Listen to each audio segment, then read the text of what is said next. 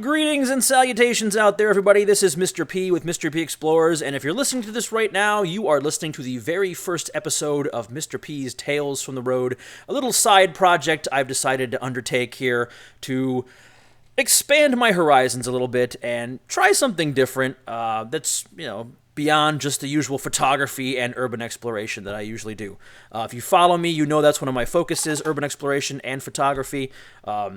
Checking out oddball places, looking at abandoned sites, that old thing. But I wanted to go a little bit further. I wanted to be able to talk about things we've seen along the way, adventures we've had, maybe even talk about photography and who knows, whatever else may come down the line here. I have no idea how this is going to evolve. This first episode is really just an introduction, kind of a, who am I and why do I do this thing? So if you're listening right now and you've been following me, hopefully you'll be interested and click that subscribe button down below and follow along as we see this thing evolve. I have no idea where it's going to go. So your guess is as good as mine. But eventually I'd like to have other people on the show, so to speak. The show, I guess we'll call it. We'll see what happens. I've met a lot of cool people. I've met a lot of interesting people that have become my good friends, and I'd love to have some of those people on to talk about urban exploration-related things, urban art, history, whatever we decide to talk about for that day. We'll hopefully see that coming on down the line. But if you're just following me for the first time and you have no idea who I am, I go by the tag Mr. P Explores. Obviously, I'm leaving my real name out of this for reasons you can probably understand. I am a teacher. I am 45 years old, so I'm kind of an old fart when it comes to things here compared to most people that are doing the Urbex thing.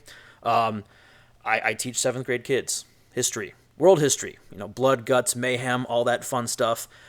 So I kind of fit right into the scene. I love my history. I love my is this need to see what's happened in certain places, what places look like. That's what I'm all about here. So if you're following me right now, you've probably seen some of my work online. If not, head on over and check out Mr. P Explorers on Facebook. I also am on Instagram. You can find my tag down below and check me out there. So why am I doing this? Well, again, when you're a creative person like I consider myself, you kind of get bored with the same old stuff. I love to edit photos, I love to take photos, I love to explore, but I kind of want to go beyond, do something different, try something out. In the past, I have been a radio DJ. I used to be on the air in my college days, late night radio, so I kind of want to go back to that a little bit, even though I can't really play your music thanks to YouTube's copyright infringement situation, which kind of stinks. But at least the on-air part, I can get back to you guys and talk and just kind of let loose, and talk about some of the adventures I've had.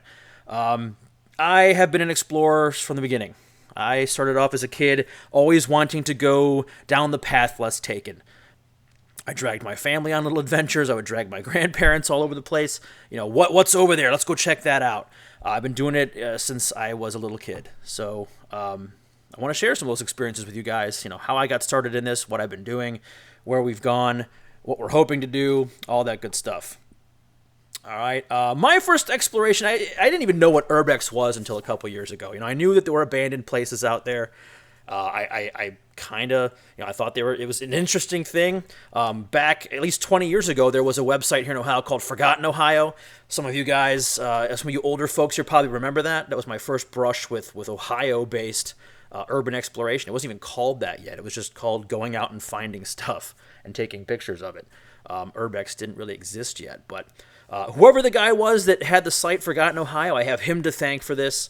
I don't even know if that domain's still out there. I have no idea. Last time I checked, it was dissolved. So I don't know whatever happened to that guy. I don't know what he's up to these days. But I have him to thank for my passion for this. A lot of the places that he's documented are now gone. So, but in any case, that's kind of where I got started. I started off doing my first Urbex. Again, it was 20-odd years ago before I even knew what that was. Many of you people in Ohio are probably familiar with the Lima Tuberculosis Hospital out in Lima, Ohio. That was one of my first explorers ever. I didn't even have a camera. I take that back. I had a camera, but it was a film camera, and it was garbage. So the shots that I got from there were less than exciting. But that was my start. back in probably 1999.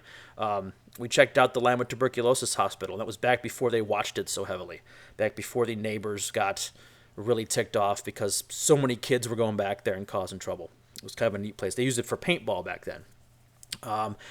One of the other places that I started off exploring was also local here to my region in Cleveland. We went to Chippewa Lake Amusement Park, which these days only has a few spare little things out in the woods left to even say that there was an amusement park there. But back in the days when we used to go, 20 years ago, we still had the ballroom was still there. The old giant paddle wheel boat was still there. The old stage with the clown on it was still there. Maybe you guys have seen some of those in old pictures, but the roller coaster, the Big Dipper, was still there. That's all gone now. All that's there now is the bug and the Ferris wheel, and that's about it. But that was one of my start-offs. And the final place that I really got my start was up on the North Coast, on the east side of Cleveland, at a place that used to be called Euclid Beach.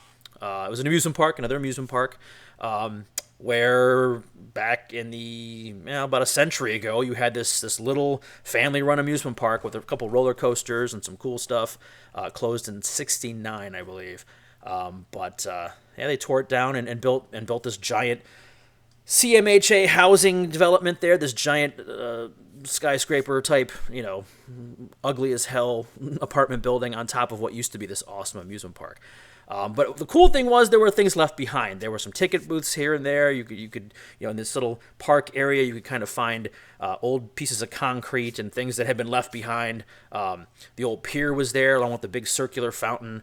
But the coolest thing, and this is the thing that, again, that kind of dragged me towards Urbex, was what was the house for the owners that used to live there, the Humphreys. They had this house built out of their patented concrete, this old, I wouldn't call it a mansion, but it was like where they lived in the summer. And, being the east side of Cleveland, it was in pretty rough shape, and it had some boards on it, and it had some boards not on it, if you know what I mean. So we were able to peek our heads in there and see that. So that was kind of my first taste of actually going inside someplace I wasn't supposed to be. But yeah, that's kind of where I got started, and for a while, I kind of forgot about urban exploration. Things changed for me a little bit. I became a father, and, my teaching career took off, and I really didn't think about those things until about maybe 3 years ago when I was gifted a camera, a piece of crap Panasonic, point and click, here, take pictures of your kid with this and post them on Facebook kind of camera. I didn't know anything about cameras at the time, but that was where I got my start. I got my start looking around locally. Where I'm at here in Cleveland, on the west side of Cleveland, there are tons of old greenhouses and old places that are no longer in use. And I got my start poking through some of those places. Again, a lot of them have been torn down, new developments, that kind of thing. But that's where it all started. And I guess you could say I got hooked on the drug of Urbex.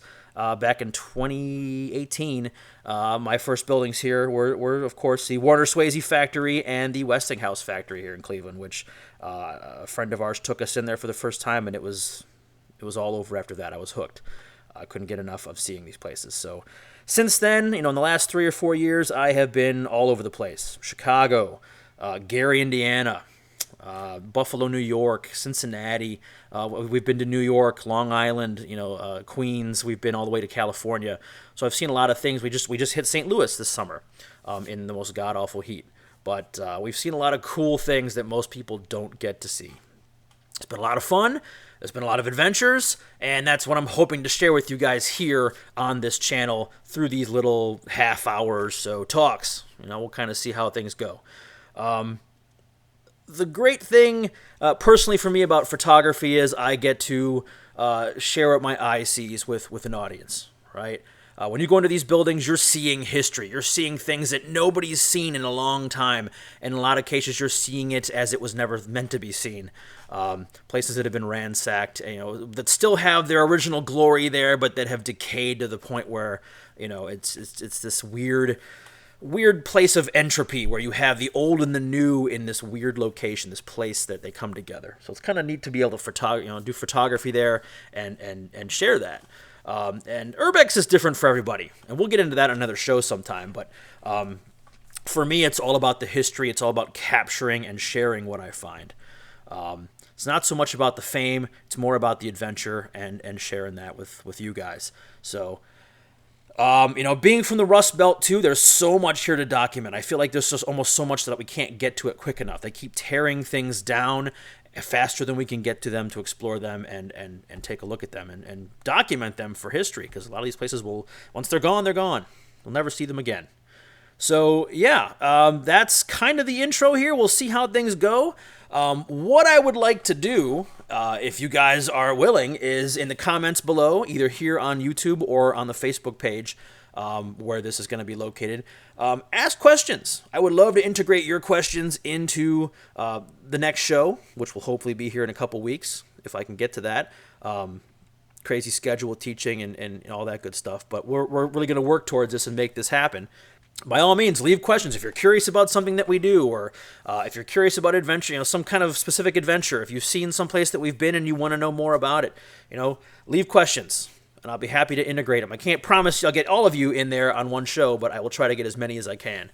All right, so please leave your questions, your comments, your suggestions, that kind of stuff in the comments section below.